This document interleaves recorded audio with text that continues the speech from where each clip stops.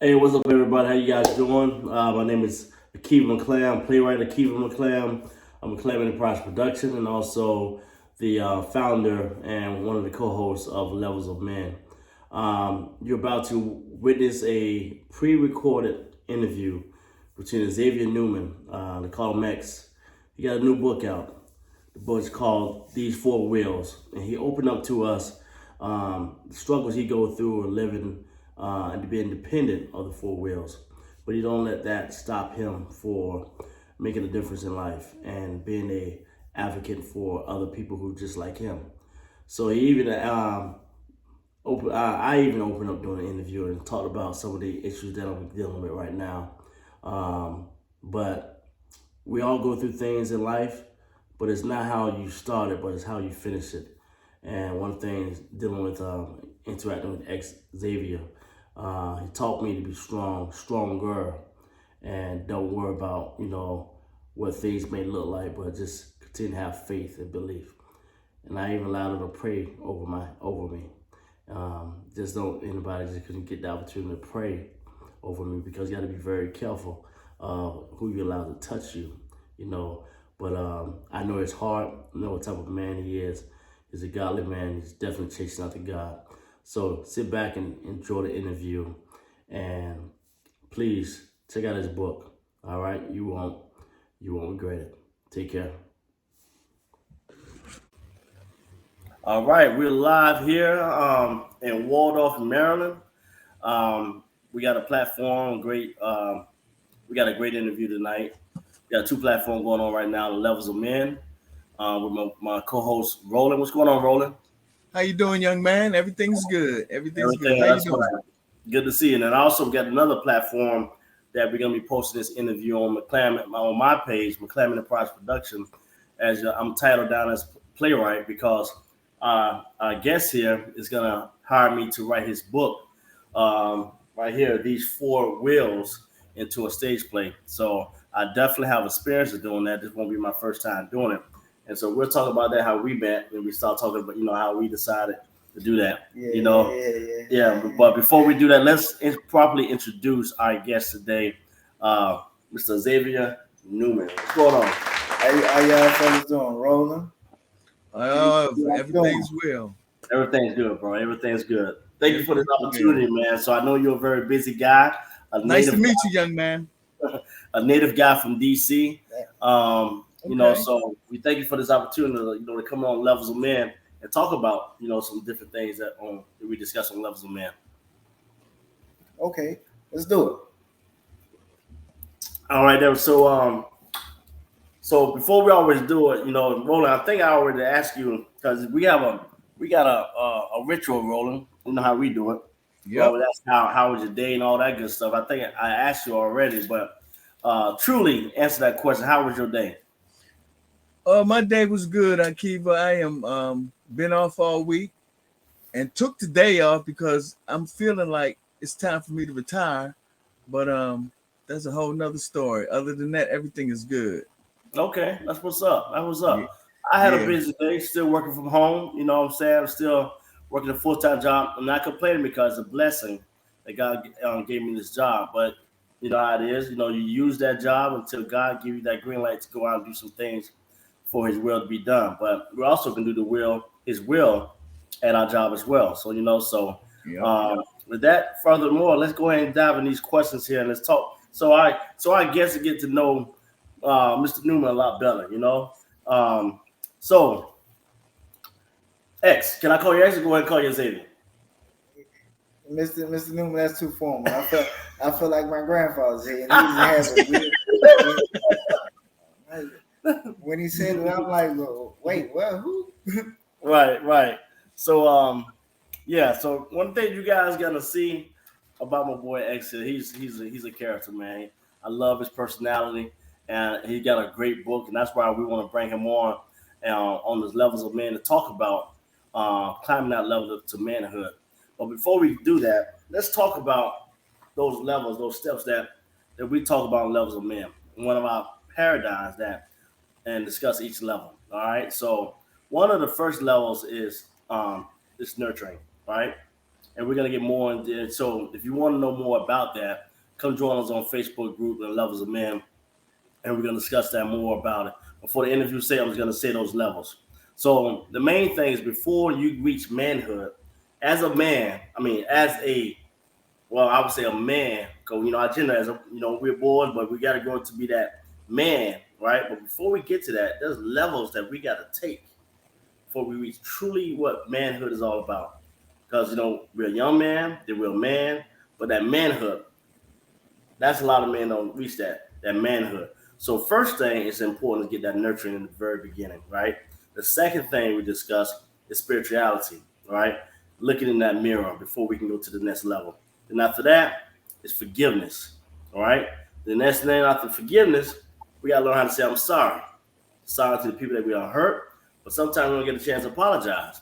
But we still say it, because you know how it is, Roland. We always say, how to say, it's very power in the tongue. Life and death Yeah. lies in the tongue. So even though if that person cuts you out, say it out loud anyway. I am sorry that I hurt you. You know what I'm saying? So you can release yourself from that. So in order to go to the next level, because if you divorce or they didn't work out in dating relationship, as you release yourself and become a better man, a better person to reach manhood, that woman that God got for you, you're now going to be in a better health mentally and spiritually way to love her the right way. All right. So after you say I'm sorry, it's about self-care. We got to take care of ourselves. We got to take care of the temple, our mind, body, and soul. So, you know what I'm saying? So we got to get them work out, um, learn some things about, mental state. Because a lot of stuff that, we may go through some stuff. Sometimes it could be mental. You know, we as people, we cannot be afraid to go and get some help in the therapy. You know what I'm saying? So those counseling sessions very, very good. So after that, mentorship and legacy. I mean, after we feel like we made it or making it and living a better life and we feel good, we at peace, now we got to mentor another man. There's a lot of men out there hurting. So we got to mentor them. Now, also, I always remember, leave a legacy behind as well for your family and your friends. And lastly, reaching that manhood, reaching that manhood. Now, you're a man. You know what I'm saying? A true man. When God said, put childish things away, become a man, you know what I'm saying? Become spiritual, all that stuff. All that starts with changing the heart at that other level. Because before, and I put it down at the lower level because before you reach to the top, you definitely got to have that connection with God. You know what I'm saying? Well, what do you think about that connection with God first? Oh yeah, no question. Yeah, No question. yeah. Um, so Mr. X, that's why we brought you on because now your book talks about some of the limitations that you have dealt with, but we want to talk about and learn who are you, and some of the obstacles how you may feel, and I was telling you offline, there's some things that I go through a lot about reaching those levels, man. There's a lot of obstacles, a lot of health issues, a lot of other things like that, and sometimes we may have to feel that we may need some other people help to be able to keep that level, climbing that level. You know what I'm saying? And you discussed that one time about no problem. No, you discussed that one time how you had to depend on other people, and we're going to discuss more about that as well. So with that, I would ask you something. You know, when we talked about nurturing is so important.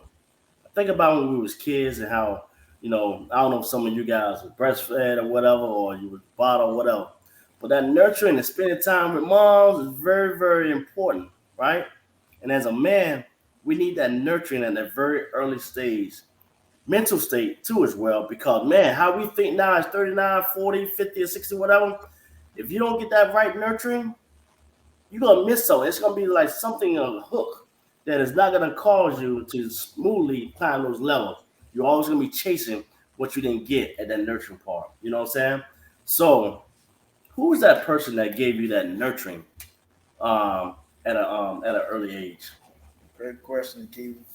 And that credit goes to my late great grandmother because she taught me two things. Something that money can't buy. That's power in prayer and faith in God. Mm. Amen. So, man, it's two things: power and prayer, that faith in God. Hey, Roland, and as being men of God. those two things still are difficult, right? No question. Because God always say you don't need a faith the size of a mustard seed.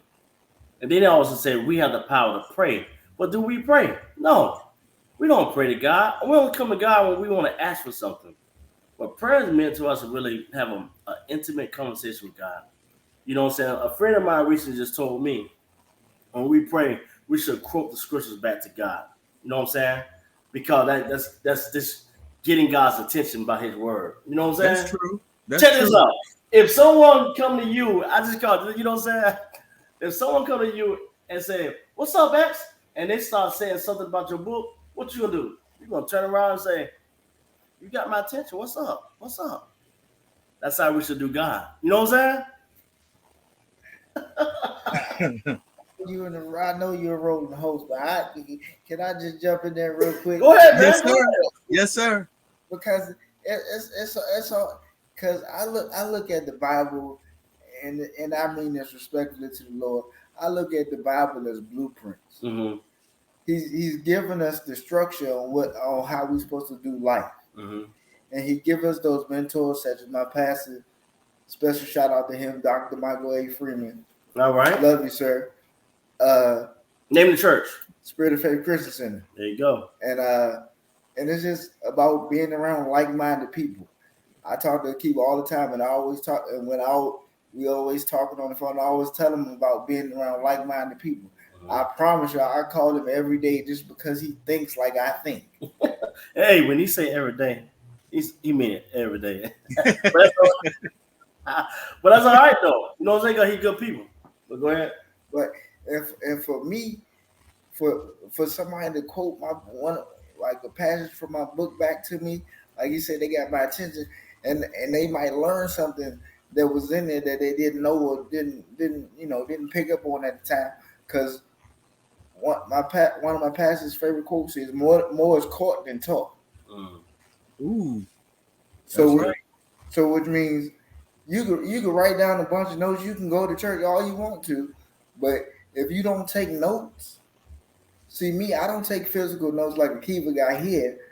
I take mental notes, and I go home and I rewatch the service, and I could be watching the football game, and I could break down the service in my head just by watching football, and I'll use sports analogies. I'm a big sports guy, so I'll use sports analogies to break down the lesson from the service from that day.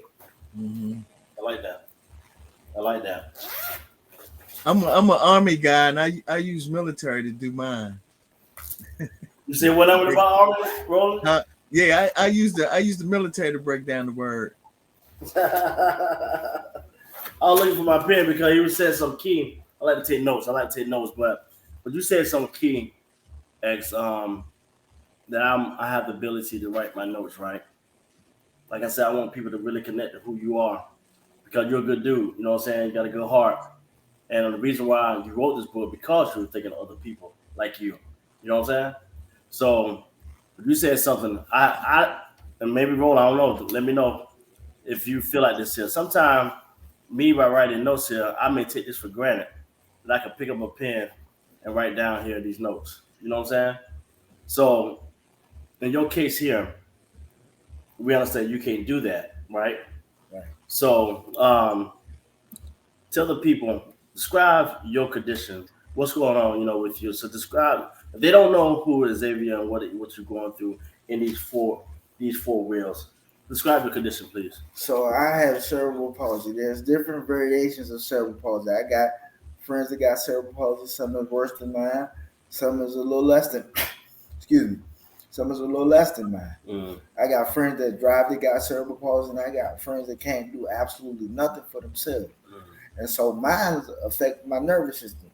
And when I sign my autographs, I'll just sign my name, and I'll have my staff member write my greeting, and he normally writes my, I'll tell him what to say to whoever I'm writing to, ask them how to spell their name. And like I said, one of my quotes is, I can do everything you can do, just modify it. Mm. Mm. I like that. Because guess what? It's 90% mental. It's 10% what you're gonna do about it. That's what's up. I like that. Say that again, though. I like that. Now you about the percentage. Oh, it's 90% mental. The other 10% is what you're gonna do about it. Yeah. Yeah, I could cry about it. Yeah, I can go sit in the corner, but what am I gonna do about it? I like when you said 90% mental because that's where Satan attacks. That's where he really truly attacks us in our mind. If he can change us how we think, he know he can control us more that way. You know what I'm saying? Because we lose our identity, we start being discouraged. And guess what? What your grandma taught you, the nurturing, that affects your faith, and you start praying. What you gotta say about that, Roland? That's exactly right. I just could say ditto what you just said. Yeah. That's what you just said is right on target. Yeah, and that's the main, and I like that. 90% mental, 10%, what you're gonna do. And if we can control that right there, but the only way we control that, one, we gotta know who we are. There's a lot of men, and I keep saying men because of the levels of men that Roland and I we host on. There's a lot of men walking around, they look like men, and they go around dating these ladies and all that stuff, and these ladies say, "You man, oh yeah, I got me a good one there." But deep down, when you see that man, and I like to use analogies too. So I love the wild, the animals, right? So a lot of men today will come off looking like a lion, got it well together, and he the king, right? He'll walk in that place, glance around, buy that woman a bottle, not a glass, but a bottle. I heard a story recently. Someone said, "Oh, to impress that lady, he went to the bartender and he bought a bottle of expensive bottle of wine, right? Not a glass, but a bottle." Now you know where he was going right there. He trying to approve something, but see, and I said it again. I said he already starting off wrong. You know what I'm saying? Because he playing games already. Mm-hmm. Playing game instead of looking at a woman and get to know that woman already. He want to show that woman what he can show off. You know what I'm saying? Just shot that money and everything. So what the relationship gonna be based upon? You know what I'm saying? Material things. So a lot of these men walk around looking like lions, king of the jungle. But a lot of them are broken. They're broken lions. You know what I'm saying? Wounded. Just had a battle there, and they're trying to get back into the jungle and walk around looking like a lion, but they wounded. But I love what you said. You know what I'm saying? But they hurt. Go ahead. And they're looking for a woman to patch them up. But and then it all goes back to that nurturing piece that he was talking about. Go ahead. I love it. Go ahead. You co-hosting. Go ahead. I like that. Because they didn't get it from mama or grandma, so they gotta go try to find it elsewhere. So a lot of time, because you didn't get that nurturing, you looking for that nurturing from a woman, and like Roland said, they're looking for that woman to patch things up. That's why a lot of women are going around taking care of their men, because a lot of men has been acting like a child. You know, and that's why they, after all of that said and done, they men ain't nothing, because they went through that experience. And that's why they will say men ain't nothing, because the men is letting them down, because the woman is forgetting that you chose the wrong one, because you chose an injured man that looked like a lion, like he ready to play the game. Like you said, that you like to use analogy. This man like he ready to go out there and catch that ball from the quarterback, but truly he got a serious injury that he should be playing on a football game that night. You know what I'm saying? He should be on the sideline getting help. And that help is God, and that spirituality. And us three can connect to that, because before we can go to that next level, in order for us to change that heart, it's not the streets, it's not a woman, it's not no food, it's God. We're gonna be able to change the heart before we can go to the next level to look at ourselves. It's something that we missing though, and that is the nurturing part. To get a balanced meal, you're gonna need mama and daddy. When you throw the next generation in there, and this is just from experience, grandma's a little nicer than mom and daddy. Grandma's not like she used to be when she was mama.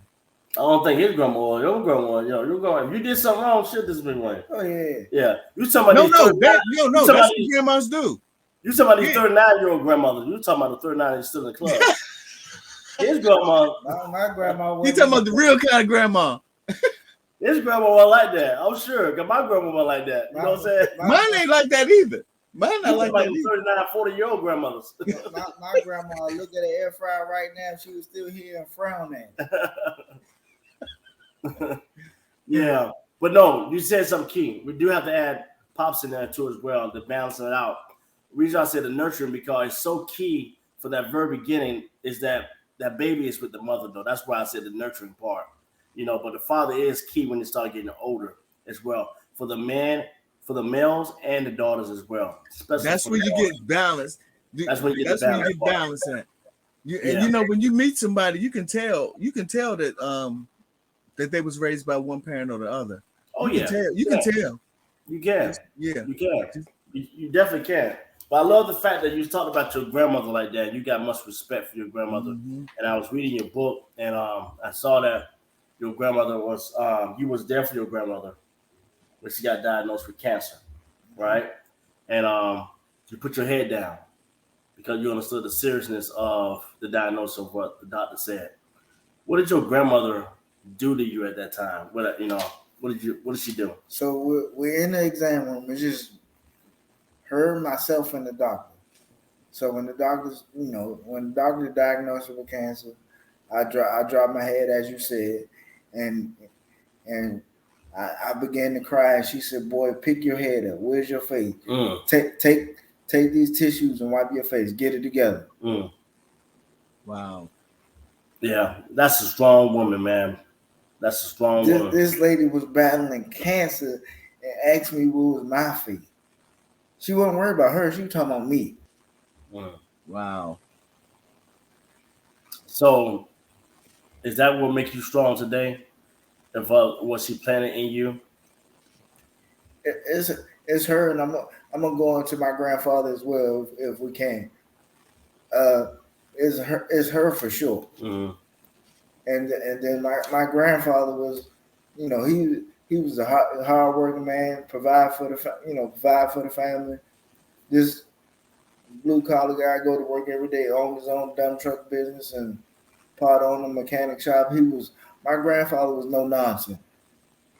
My grandfather knew the 66 books in the Bible. One of his favorite quotes is, "That is for you." He said, "I got my 66 books, but I also got my 16 friends." Mm. Wow. So that's one thing he protected. He always protected his family. Like, he didn't play. Right. Yeah, that's good. That's good. Being a protector and of your family, that's key. But like Roland said, we got to have that balance with the father in the household. That's good. You got a chance to experience the grandfather as the father figure in your home. Right. And we got to give those guys a flower because it's hard. It's hard as men that we do what we do, and sometimes we don't get the appreciation or the pat on the back because we're called to do what we have to do. You know what I'm saying? So, and that's what God expects us to do. Describe your relationship with God. When did your life change about being spiritual? I think I was about 16. The late Dr. Frederick Casey Price, I got a chance to meet him. Oh yeah? And I was with my pastor. He said, I want you to meet somebody. So I'm like, okay, I'm cool. I'm chilling. I'm with pastor. He didn't tell me who was in the back.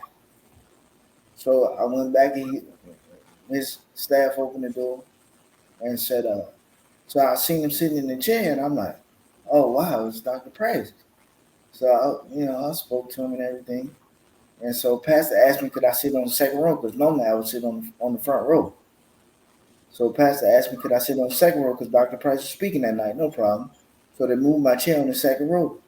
And Dr. Price, at the end of service, he said, "Young man, can you stand?" And I said, "Yes, sir. Can I get 2 ushers, one on each side?" He said, 2 ushers, come in. So 2 ushers ran to me, and he laid his hands upon me, and he said, "God has an assignment for your life." Oh. And I just wish he was here today. Take your time. Mm-hmm.